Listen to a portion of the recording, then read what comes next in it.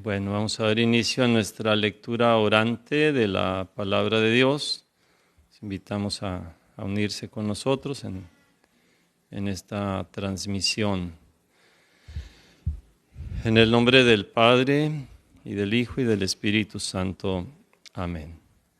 Ven, Espíritu Santo, llena los corazones de tus fieles y enciende en ellos el fuego de tu amor. Envía, Señor, tu Espíritu, y todo será creado y se renovará la faz de la tierra. Oh Dios, que has iluminado los corazones de tus fieles con la luz del Espíritu Santo, haz que sintamos rectamente según el mismo Espíritu y que gocemos siempre de sus divinos consuelos. Por Jesucristo nuestro Señor. Amén. Bueno, pues vamos a tomar hoy el texto de Lucas, en el capítulo 9, de los versículos 57 al 62. Dice así la palabra de Dios. Mientras iban caminando, uno le dijo: te seguiré a donde quiera que vayas. Jesús replicó: las zorras tienen guaridas y las aves del cielo nidos, pero el Hijo del Hombre no tiene dónde reclinar la cabeza. Dijo a otro: sígueme, pero él respondió: déjame ir primero a enterrar a mi padre. Replicó Jesús: deja que los muertos entierren a sus muertos. Tú vete a anunciar el reino de Dios. Hubo otro que le dijo: te seguiré, Señor, pero déjame antes despedirme de los de mi casa. Replicó Jesús: nadie que pone la mano en el arado y mira hacia atrás es apto para el reino de Dios. Palabra del Señor. Gloria a ti, Señor Jesús. Bueno, pues tenemos este texto. Como decíamos, ya estamos en una parte del Evangelio de San Lucas que trata ya del este andar de Jesús, este caminar del Señor hacia Jerusalén. Ayer el Evangelio nos decía que el Señor tomó la firme determinación, se afianzó en la voluntad de ir a Jerusalén, o endureció el rostro para ir a Jerusalén, como dice literalmente el Evangelio. Entonces, seguimos en este andar, y por eso dice aquí: mientras iban caminando, ¿verdad? Aquí, entonces el Señor ya va en esa determinación, Él tiene esa firme, decidida determinación de ir a Jerusalén, donde Él va a vivir el misterio pascual, la pasión, muerte y resurrección que antes se ha anunciado en este Evangelio y en este mismo capítulo, por cierto, ¿verdad? 2 veces se ha anunciado. Y bueno, pues ahí en ese caminar el Señor se va a encontrar con personas y entonces va a tocar el tema aquí del seguimiento, ¿verdad? En primer lugar, ahí dice que hay uno, mientras van andando, hay uno que le dice: te seguiré a donde quiera que vayas. Y Jesús le responde, le da como unas condiciones, unas exigencias que tiene la llamada apostólica. Las zorras tienen guaridas o madrigueras, las aves del cielo tienen nidos, pero el Hijo del Hombre no tiene dónde reclinar la cabeza. Esto hace ver el misterio también, pues, de la pobreza, del despojo, ¿verdad?, que tiene el misionero. El Señor de alguna forma está indicando esto, ¿verdad?, que el que va a acompañarle, el que va a seguirle, pues no tiene como vamos a decir así, como un salario, ¿verdad?, una retribución. No se le está ofreciendo una comodidad material. El Señor está proponiendo la pobreza evangélica que ya antes ha aparecido. Ustedes recuerdan el capítulo 6, las bienaventuranzas, o recuerden el capítulo 9, cuando el Señor envía a los 12 apóstoles, que también les da instrucciones muy precisas, ¿verdad? 5 cosas que no deben de llevar. Van en una pobreza, ¿verdad?, en un despojo, en un desprendimiento de cosas materiales, ¿verdad? Esto es un poco, no es tan fácil de entenderlo porque vivimos en un mundo donde se busca consumir, se busca tener, y entonces parece que tanto tienes, pues tanto vales. y alguien que no tiene, ¿verdad? O que se desprende de esto, se despoja de esto, parece que no tiene un valor, ¿no? Y bueno, pues esto también es muy importante para nosotros que seguimos a Jesús, que somos cristianos, entender el valor de la pobreza evangélica, ¿verdad? Por ejemplo, en octubre, el 4 de octubre, se celebra a San Francisco de Asís, y este santo fue llamado por nuestro Señor Jesucristo cuando él oraba ante la imagen de un Cristo bizantino ahí en la iglesia de San Damián. El Señor le habló y le dijo: Francisco, ve y reconstruye mi iglesia que se derrumba, ¿verdad? Está en ruina. Bueno, pues entonces San Francisco se propone el reconstruir la iglesia, y que era realmente, no era solo la iglesia de San Damián, esa capillita que estaba, pues que necesitaba ser reconstruida, sino la iglesia universal. Por eso un sueño del Papa donde ve a San Francisco, en un sueño ve a San Francisco que está sosteniendo la iglesia, ¿verdad? La iglesia como que se está hundiendo y San Francisco la está sosteniendo. A lo mejor ustedes se encuentran por ahí buscando esas imágenes, ¿verdad? Que tratan de pintar ese sueño del Papa Inocencio, del tiempo de San Francisco. ¿Y cómo reconstruye San Francisco la iglesia? Pues precisamente a través de la pobreza. San Francisco encuentra en el Evangelio, sin glosas, sin buscarle como explicaciones, ¿verdad? Para endulzar la fuerza de la palabra de Dios. Como él decía, yo quiero un evangelio sin glosa. Bueno, pues ahí encuentra el valor que tiene la pobreza de Cristo, la pobreza evangélica. La pobreza no tiene un valor, digamos así, aisladamente, sino que la pobreza tiene ese valor en cuanto que es dependencia de Dios, abandono en Dios y unirse a la pobreza de Cristo. Entonces San Francisco pues se despojó de sus bienes, de lo que tenía, incluso hasta de su ropa, ya delante de su padre, entregársela a su padre y abrazar pues una vida humilde, una vida pobre, una vida sencilla, el pobrecito, ¿verdad? De Asís. Y así es como él fue reconstruyendo la iglesia. Las órdenes mendicantes, ¿verdad? Del siglo XIII, que con San Francisco, con Santo Domingo, ¿verdad? Órdenes que vivían de la limosna, o sea, no de la posesión, no de tener bienes ya acumulados, sino de depender, ¿verdad? De otros, de pedir limosna y también con esa limosna ayudar a los más pobres, a los más necesitados, ir a los leprosos, etcétera, etcétera. Entonces, ese es un ejemplo, ¿verdad? De alguien que entiende este texto de la palabra, ¿verdad? También el Hijo del Hombre no tiene dónde reclinar la cabeza, ¿no? También Santa Clara, ella le escribió al Papa, porque en ese tiempo pues no era fácil aprobar una orden religiosa que fuera a representar una carga para la iglesia. Las órdenes religiosas debían de tener, digamos, lo necesario pues para vivir, los bienes necesarios. Y entonces Santa Clara le escribe también al Papa y dice que no la privara de vivir la pobreza, ¿verdad? O sea, pues de no tener seguridades materiales, ¿verdad? De tener asegurado todo. No, sino depender de Dios, depender de la misericordia del Señor y desprenderse de eso, pues sabiendo que Dios no nos abandona, que no nos deja. Así ha vivido Jesús. Jesús vive en un completo abandono, despojándose de las cosas, ¿verdad? Viviendo esa pobreza del Evangelio, la alegría del Evangelio. Y bueno, pues ni siquiera en la cruz ha tenido donde reclinar la cabeza el Señor. Ha muerto, despojado también pues de sus vestidos, ha sido expoliado, ha sido humillado y entonces nos ayuda a nosotros a entender el valor que tiene esta pobreza. Y ojalá entendamos nosotros esto también, ¿verdad? Porque, por ejemplo, en la mayor parte de nuestras comunidades hay servicios en la iglesia que no son remunerados, digamos catequistas, delegados de la palabra de Dios aquí en nuestra parroquia de Olanchito, por ejemplo.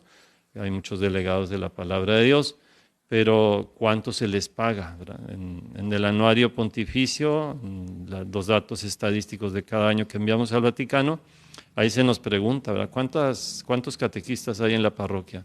¿Cuántos son voluntarios y cuántos son remunerados? Y pues aquí la totalidad son voluntarios, ¿verdad? Nuestros catequistas, ¿no? O sea, no se les paga por dar catequesis, no es como un maestro, ¿verdad? Que hay lugares donde sí se les paga. Pero bueno, eso es un poquito también el vivir el Evangelio, el seguimiento de Cristo, unidos a Cristo, no teniendo otro interés, ¿verdad? Un interés económico, un interés material, un interés de acumular cosas. Y digo, y ojalá entendamos esto, este valor de la pobreza, que pues se vive especialmente en los santos, que nos dejan ese gran ejemplo, ¿no? Como San Francisco de Asís. Entonces aquí es un poquito la relación con las cosas. Si queremos seguir al Señor, no podemos tener un corazón que esté apegado a los bienes de la tierra. Ciertamente cada persona tendrá que disponer los bienes que sean necesarios a su estado de vida, a su condición, si es un padre de familia, etcétera. O sea, tiene que tener lo necesario para su misión.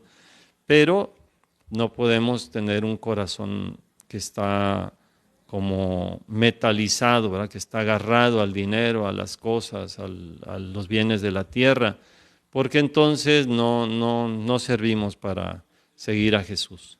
El que quiere seguir a Jesús tiene que desprenderse, ¿verdad? de sus bienes. Y ese ideal de los franciscanos incluso lo han vivido algunos reyes, ¿no? Por ejemplo, un rey que tenía su palacio y tenía su ejército y tenía todo eso, como San Luis, rey de Francia, o Santa Isabel de Hungría. Ellos también vivieron el ideal franciscano, o sea, desde su condición, su nobleza y todo eso, pues ellos vivieron eso. En la vida de Santa Isabel de Hungría es muy hermoso esto, porque ella, después de que murió su marido, bueno, ya en vida de su marido, ella con ese ideal franciscano, ese carisma franciscano, ella también se desprendía de las cosas y las ponía al servicio de los pobres, y fundó un hospital y ella visitaba todos los días a los enfermos 2 veces y atendía a los más repugnantes, podemos decir, ¿verdad? Que hay enfermos que a veces huelen muy mal por la enfermedad que tienen, y ella los atendía, les hacía la cama, los bañaba, los arreglaba, etcétera, ¿verdad? Una mujer muy, muy caritativa, de mucha oración, que resplandecía su rostro después de la oración, según testimonios de muchos. Y, o sea, una vida muy activa, pero una vida de mucha oración también. Y bueno, pues ya cuando murió el esposo, ella le pidió a su director espiritual que le permitiera pedir limosna. O sea, ella quería unirse más a Cristo todavía, quería ir hasta el límite, se había despojado de sus bienes. Y un día ella hizo también renuncia al mundo en una iglesia, ¿verdad? Creo que postrada en el suelo, ahí también ella viviendo este ideal de ese carisma que se desposan de alguna forma, ¿verdad? Como si fuera una esposa, la pobreza, ¿verdad? Como San Francisco, a su dama, su novia, pues era la pobreza. Y muchos, ¿verdad? se han querido desposar con la pobreza de Cristo, ¿verdad? La pobreza de Cristo. También San Ignacio de Loyola, ahí en los ejercicios espirituales, nos habla precisamente de esos 3 grados de humildad, y ya en un grado de humildad, el más alto, pues si yo pongo en equilibrio escoger entre la pobreza o la riqueza, siendo igual gloria de Dios, pues elijo la pobreza. ¿Por qué? Pues porque Cristo fue pobre, porque Cristo se despojó de todo, siendo rico se hizo pobre para enriquecernos con su pobreza. Entonces, todo se entiende a la luz de Cristo, ¿no? Entonces, por eso esto. Aquí Jesús está poniendo una condición, ¿verdad? ¿Sí? Vamos al siguiente, dice el versículo 59 de este capítulo 9 de Lucas. Ahora Jesús es el que habla, ¿verdad? El que llama. Le dice Jesús a uno, sígueme. Pero éste le responde, déjame ir primero a enterrar a mi padre. Replicó Jesús, deja que los muertos entierren a sus muertos, tú vete a anunciar el reino de Dios. Este texto, este evangelio, lo encontramos también en Mateo, en el capítulo 8, versículos 18 al 22, cuando están una sección de creo que son como 9 milagros de nuestro Señor Jesucristo. Hay un interludio y ahí está estos pasajes de seguimiento, de vocación para seguir al Señor. Pero aquí San Lucas dice, ¿verdad? Deja que los muertos entierren a sus muertos, y San Lucas pone esta anotación aquí en labios de nuestro Señor: tú vete a anunciar el reino de Dios. ¿Sí? Es un texto muy fuerte aquí, muy, muy fuerte, porque, pues, o sea, ¿cómo negar, ¿verdad?, que alguien vaya a enterrar a su padre, ¿verdad? Pareciera, si uno dice cómo. Pero el Señor aquí en el Evangelio está poniendo más aún que la vida con la familia, ¿verdad? Más aún tiene mayor valor y mayor urgencia el anuncio del reino de Dios. Ustedes imagínense, ¿verdad? O sea, tenemos que tratar de entender lo que el autor sagrado nos ha querido decir, lo que el evangelista San Lucas nos ha querido decir. Uno ve, ¿verdad?, enterrar una persona es como una labor un poquito urgente y es una obra de caridad que uno no puede dejar. Bueno, pues de alguna forma aquí el Evangelio, con estas palabras de Jesús, nos está diciendo que es más urgente anunciar el reino de Dios. Anunciar el reino de Dios, ¿eh? Eso es fundamental. Y quien no ha entendido lo que es el reino de Dios, pues se encuentra como muerto, ¿verdad? Deja que los muertos entierren a sus muertos. Tú vete y anuncia el reino de Dios. O sea, si tú has entendido el valor del reino de Dios, tú anuncia ese reino de Dios. Porque de ahí viene la salvación de una persona, ¿verdad? El acoger el mensaje de la salvación. Es una urgencia. Y bueno, eso también nosotros lo tenemos que entender bien, ¿verdad? Porque pensamos que la evangelización no es urgente. Y como que los cristianos no hemos tenido urgencia. Llevamos 2000 años y el mandato de Jesús: vayan y prediquen el evangelio a toda criatura, y el que crea y se bautice se salvará, y el que se resista a creer se condenará. Y es un mandato de Jesús para toda su iglesia y para todos nosotros, no solo los 12 apóstoles. O los 11 que en ese momento estaban, ¿verdad?, cuando Jesús resucitó. Es un mandato para toda la iglesia. Pero llevamos 2000 años y no hemos terminado. Llevamos 2000 años y en esta historia de estos 2000 años nos damos cuenta de que algunos continentes como África en algún momento, siglos, se dejaron abandonados, no se llevó el mensaje de la palabra de Dios. Un continente tan grande donde habita, pues creo que la mitad de la población de la humanidad, que es Asia, ese continente también, o sea, no ha habido un avance misionero que digamos considerable que se haya propuesto, así que se hayan propuesto los cristianos ir y llevar el mensaje. La mayor parte de la población cristiana católica vive en América y es una proporción, digamos, que todavía no es una mayoría, ¿verdad?, en la proporción de lo que es el mundo. Entonces, como que no tenemos urgencia nosotros de anunciar el reino de Dios. Dice, tú vete a anunciar el reino de Dios, tú vete a anunciar el reino de Dios. Estamos en el octubre misionero y preguntémonos qué estamos haciendo por anunciar el reino de Dios. ¿Cómo estamos anunciando? ¿Cómo estamos compartiendo el reino de Dios? Aquí en nuestra parroquia, normalmente en el mes misionero, se invita a usar una guía misionera que hace la Conferencia Episcopal a través de las obras misionales pontificias. Y bueno, es una ayuda, es una guía para hacer proyectos de misión, para ir al encuentro de los niños, de los jóvenes, de las familias, de los grupos, etcétera. Y pues a veces yo veo que en algunos lugares no se trabaja tanto, o sea, no hay ese ímpetu misionero, ese salir, ese visitar, ese encontrarse con los hermanos, ¿verdad?, llevarles el mensaje del Evangelio. Pues aquí Jesús nos llama, ¿verdad? Sígueme.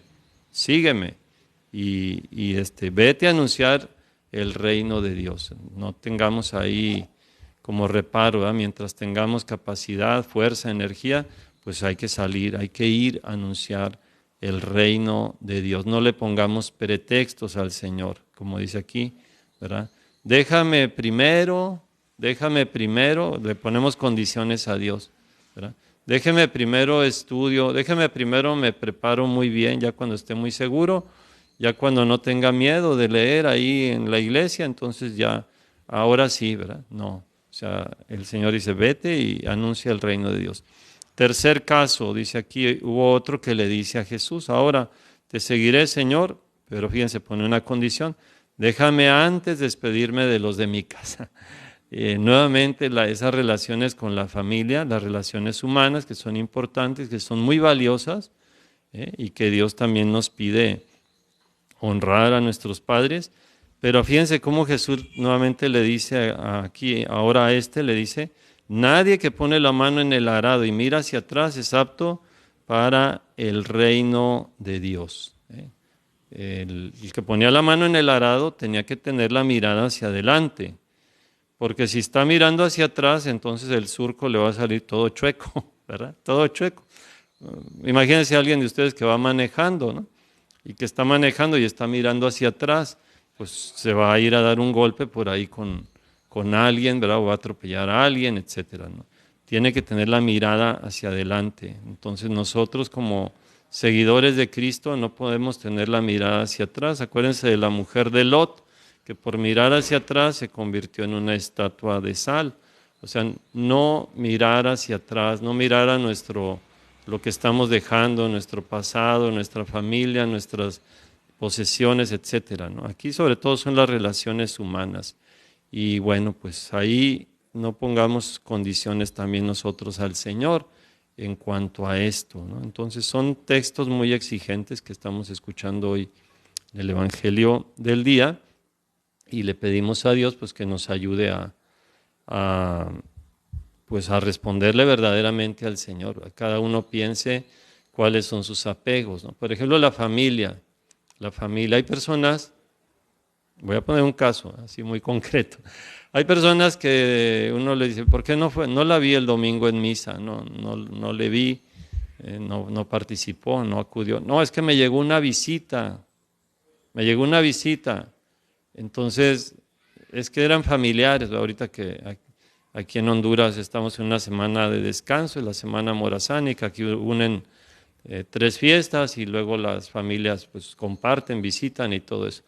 Pero si con el pretexto de que tengo familiares, ¿verdad?, que están en casa o que me vinieron a visitar en este momento y yo dejo de cumplir lo que tengo que hacer, yo dejo de ir a la iglesia, a darle gloria a Dios, a encontrarme con la comunidad, entonces quiere decir que yo le estoy poniendo condiciones a Dios, ¿verdad? Aquí, deja que los muertos entierren a sus muertos, nos diría el Señor, ¿sí? El que pone la mano en el arado y mira hacia atrás no es apto, no sirve para el reino de Dios. Entonces no puede ser así. ¿Por qué no tenemos el valor a veces de decirle a una familia que nos visita, vamos a la iglesia? Ahorita en este momento es domingo, el día del Señor, nosotros íbamos a ir a la iglesia, le invitamos, acompáñenos, vamos allá, ¿verdad? Pero no, a lo mejor nos da pena y decimos, no, mejor aquí los atiendo y pues ya ni modo, ya no fui a misa, ya se me fue el domingo, ¿no? Además de no haber sido previsor y haber ido pues a buena hora, temprano, que era lo que tenía que haber hecho yo, si Dios lo permite. Entonces, bueno, pues esos son los textos del Evangelio de hoy. Reflexionemos, pidamos a Dios que nos ayude a descubrir cuáles son nuestras ataduras, qué es lo que nos impide seguir al Señor, qué tan interesados somos nosotros también en relación a Dios, ¿verdad? Esa teología de la prosperidad, de buscar solamente cosas materiales y seguimos a Dios, seguir a Dios para que nos dé cosas, que nos dé bienes materiales, que nos dé lo que le estamos pidiendo, que una casa, que un carro, que no sé qué, ¿verdad? Revisemos eso y veamos que en el Evangelio Jesús dice que Él no tiene donde reclinar la cabeza. Las aves tienen sus nidos, las zorras tienen sus madrigueras, pero Él no tiene donde reclinar la cabeza para que nuestro corazón pueda amar también la pobreza de Cristo, la pobreza del Evangelio, y sentirnos como dice el Salmo 23, el Señor es mi pastor, nada me falta, nada me falta. Tengo a Dios, nada me falta. Tengo la alegría de tener a Cristo, nada me falta, es lo más importante, esa es la mayor riqueza, ¿verdad? El amor de Dios, la gracia de Dios, descubrir esos dones que Dios nos da. Y también pidamos a Dios que nos ayude, que nos haga ver, ¿verdad? También qué tan atados estamos con las relaciones humanas, con las relaciones con los demás, hoy con las redes sociales a veces también, que pueden quitarnos tanto tiempo, bueno, y que tanto le estamos dedicando al anuncio del reino de Dios. Sentimos esa urgencia de anunciar a Cristo. Pidamos a Dios que nos dé, como a San Francisco, como a los grandes santos, San Francisco de Asís, pues ese espíritu misionero para llevar el mensaje, para llevar la alegría del encuentro con Dios a tantos hermanos que lo están necesitando. Padre nuestro que estás en el cielo, santificado sea tu nombre, venga a nosotros tu reino, hágase tu voluntad en la tierra como en el cielo. Danos hoy nuestro pan de cada día, perdona nuestras ofensas, como también nosotros perdonamos a los que nos ofenden, no nos dejes caer en la tentación y líbranos del mal. Amén. Dios te salve María, llena eres de gracia, el Señor es contigo, bendita eres entre todas las mujeres y bendito el fruto de tu vientre Jesús. Santa María, Madre de Dios, ruega por nosotros pecadores, ahora y en la hora de nuestra muerte. Amén. Que la bendición de Dios Todopoderoso, Padre, Hijo y Espíritu Santo, descienda sobre ustedes, sus familias, que les acompañe siempre. Amén. Y bueno, muchos saludos a todos los que nos han acompañado en esta transmisión, a mi prima Blanca, también a Lupita, a Tirsa, también, creo que fue su cumpleaños, felicidades, también a Fanny y a Chocha también, allá en Río Abajo, comunidad de Río Abajo, saludos también a ella y a todos los que nos hayan estado acompañando ahí desde su casa. Que Dios los bendiga y traten de compartir en este día la palabra de Dios. Dios los guarde.